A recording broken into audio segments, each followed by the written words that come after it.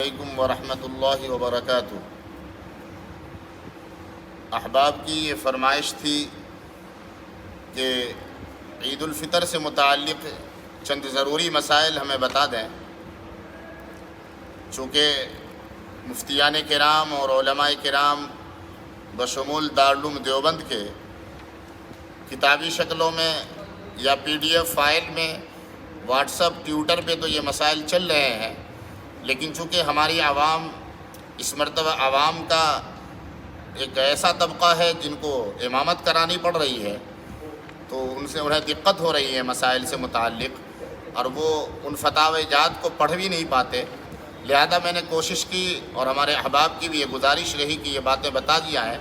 لہذا میں سب سے پہلے یہ بتا دوں کہ یہ کنفیوز اور مشکوک جو مسئلہ چل رہا ہے کہ کسی کا کہنا کہ عید کی نماز گھر پہ نہیں ہو سکتی، کسی کا کہنا کہ جمعہ کی نماز نہیں ہو سکتی، یہ سب بالکل ڈھکوسلے بازی اور بالکل غلط اور بے بنیاد باتیں ہیں۔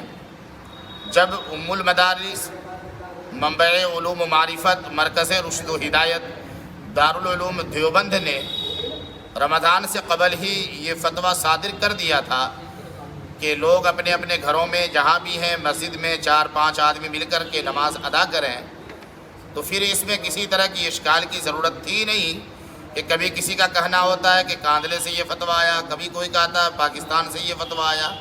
ہمارے لیے دارالعلوم دیوبند ہی مین ہے، اصل ہے، اور دارالعلوم جو کہے انشاءاللہ ہم وہ کرنے کو تیار ہیں۔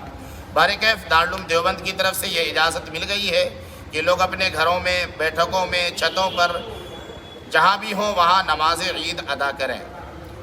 یہ تو کنفرم ہو چکا کہ نماز عید ہمیں پڑھنی ہے انشاءاللہ۔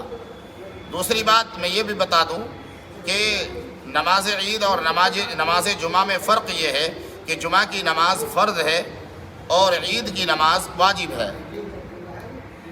عید کی نماز واجب ہے اور جمعہ کی نماز فرض ہے۔ جمعہ کی نماز میں نماز سے پہلے خطبہ دیا جاتا ہے اور عید کی نماز میں نماز کے بعد خطبہ پڑھا جاتا ہے۔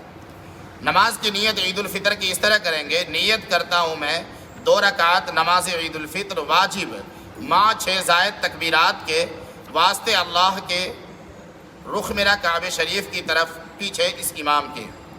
طریقہ نماز یہ ہے کہ اس میں 6 زائد تکبیریں ہیں، غور سے سنیں، 6 زائد تکبیریں ہیں۔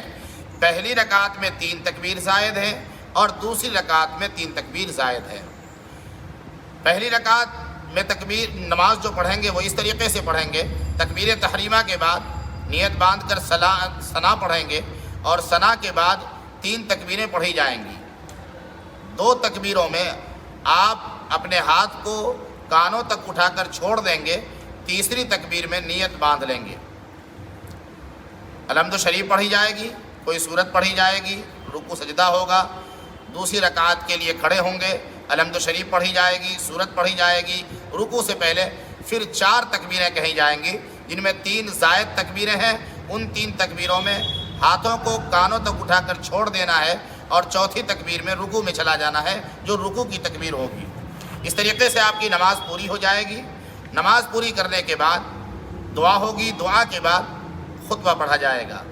اگر خطبہ کے لیے ہم نے سہولت کے لیے چھوٹے چھوٹے خطبے منتخب کیے ہیں جو میں نے ایک پمفلیٹ کی شکل میں فوٹو اسٹیٹ کر کے فری آف کاسٹ جو لینا چاہے ہمارے پاس سے لے جائیں، اور کوئی معاوضہ یا کوئی قیمت اس کی نہیں ہوگی، آپ لے جا سکتے ہیں۔